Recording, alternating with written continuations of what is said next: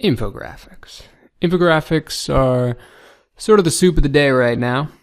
This is a website called PictoChart, and this is my favorite website for creating infographics. It's really easy. All you do is click Start for Free, and then basically you create a free account.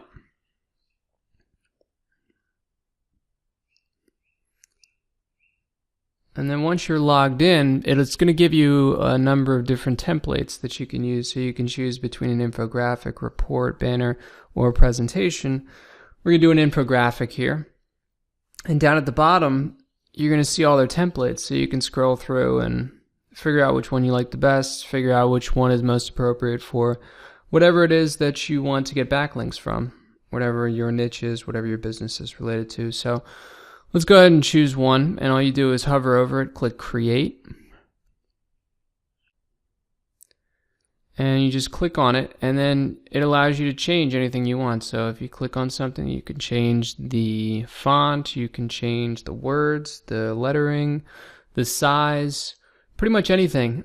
And then once you're finished, you can publish it either on PictoChart or on several other sites.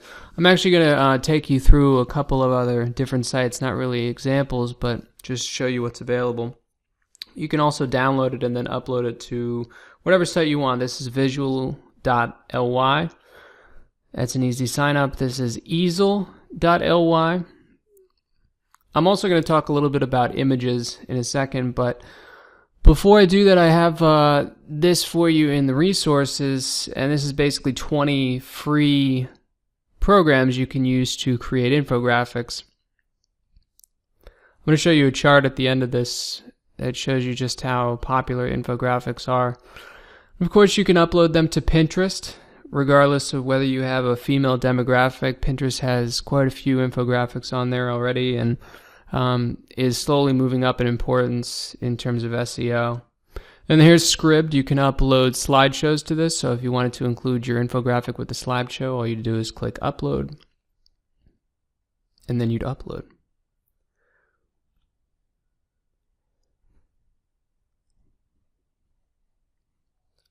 Here's slideshare.net. This might be even more popular than Scribd now. Same type of process. And I mentioned I was going to talk about images. Flickr.com gives you 1 terabyte of space. 1 terabyte. That's like 1,024 gigabytes. Terabyte. 1 terabyte. And then this is a post put together by bootstrapbay.com. And these are sites for free stock photos, because images, in addition to infographics, also get shared more than other types of posts. I said I wanted to show you a chart about the types of content that get shared the most, and this is from a study on 100 million articles by BuzzSumo over about an 8 or 9 month period.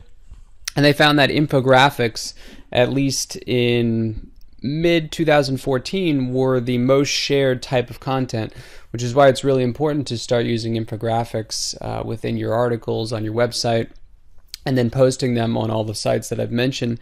You'll also want to do it because, as I mentioned in the website analysis section, image count is increasingly important within the search rankings. So in 2014, the number of images on the top 10 or top 30 websites within the study had about 7 images per article. So in a 1,000 word article, you're looking at 7 images.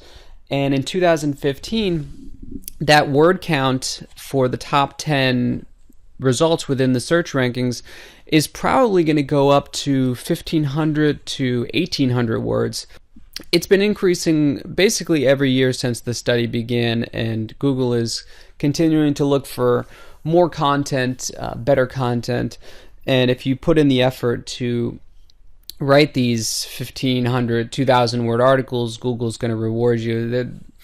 Honestly, they're kind of turning everybody into politicians, where people are just saying stuff without really saying anything at all, just to improve their rankings and add words in, but you got to play the game. So I imagine that in 2015, if the word count for the top 10 results goes up to, say, I don't know, 1,600 words, that the image count will obviously rise right along with it. So you're probably looking at, say, 9 or 10 images for a 1,500 word article.